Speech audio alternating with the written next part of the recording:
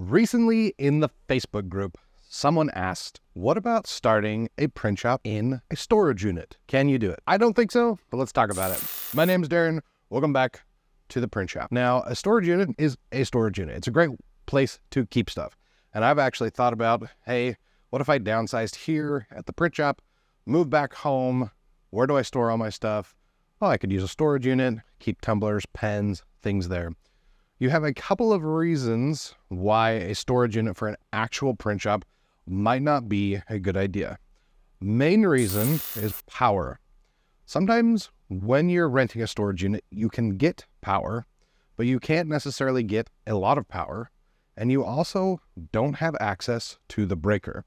So if it's something that you're going after hours or there's not someone on site, how do you get access to that breaker so you can flip it if you trip it? And how many people are on that breaker? Do you have your own breaker?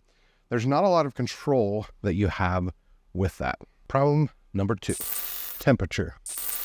Most storage units, you have absolutely no control over the temperature. You can get temperature controlled units, but you don't have this nice fun box that lets you control it. So then you think, okay, can I get a portable AC, a portable heater? But then you run into the problem of power. So it's kind of this never-ending cycle. Now, there's a caveat to this. Could you run a really small print shop? And by print shop, I mean laser business. You could probably do a laser business. The fiber lasers only use like 3 or 5 amps. It's likely that you could get away with it, but I wouldn't do it. The reason I wouldn't do it is because with a storage unit, I've heard a lot of bad things where people get broken into, fires, insurance issues, and mainly power and basically the control of the temperature, climate control. That's the word I've been searching for. So while you could use it as they're intended to store stuff so you don't have to have all this big mess at your house, I wouldn't go as far as starting a whole shop there. Now, you don't have to go this big. I honestly at times regret having all of the stuff and all the different machines that I've lost the focus and drive of what I enjoy about the business.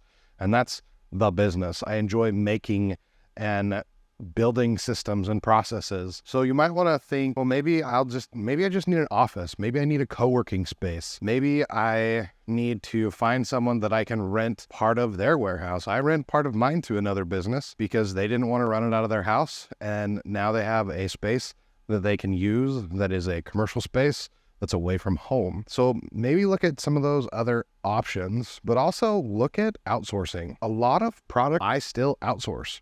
It's easier, it's faster, they're typically shipping. I don't use a lot of local companies. As an example, Trevor from the Facebook group, shout out to Trevor. I needed some booklets done, so he did them. I talked to the customer. It's actually a local customer here, but they're using them in an event at Florida. So rather than me trying to produce them on my subpar equipment to do it, Trevor, hey, can you make me these booklets and can you mail them to Florida? That way they don't have to come to Utah and then from Utah onto a plane back over to Florida. Trevor, just send them to Florida. Well, that customer then came and was like, hey, I need some flyers too. I love flyers. I can produce them. They're easy, but I'm not geared to ship flyers. So I'd already told them we're shipping the booklets. So I messaged Trevor.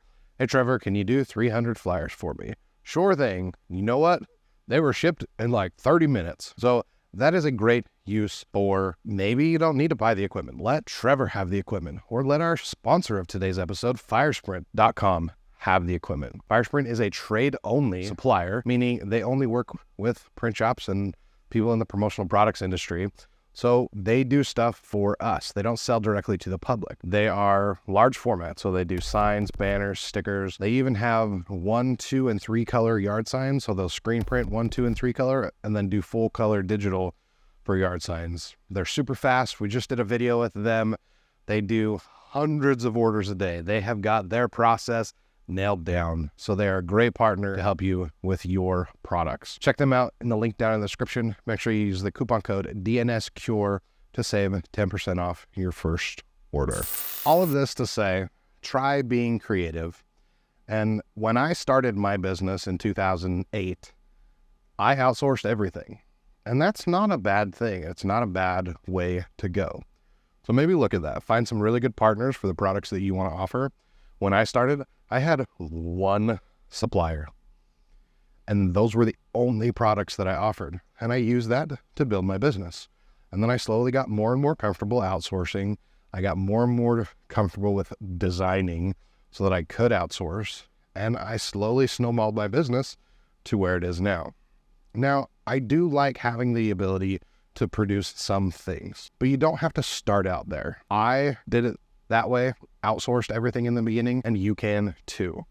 You can also pick one little niche that you want to bring in-house, whether it's a promotional product, whether it's laser engraving, whether it's paper printing, whether it's large format, whether it's t-shirts. There's a bunch of nuance style equipment that you can do that can help you get the ball rolling. And what equipment works for you when you get started is not necessarily the equipment that'll work for you long term. So don't feel like you can't upgrade or do anything, but do it in stages. Help yourself grow before you just jump all in. Not to say that you can't be like me and have a major DNS and buy stuff that you shouldn't, but this is my advice. Take it for what it's worth, which I guess take it for what you paid for. Thank you guys for watching. If you have questions or comments, leave them down below.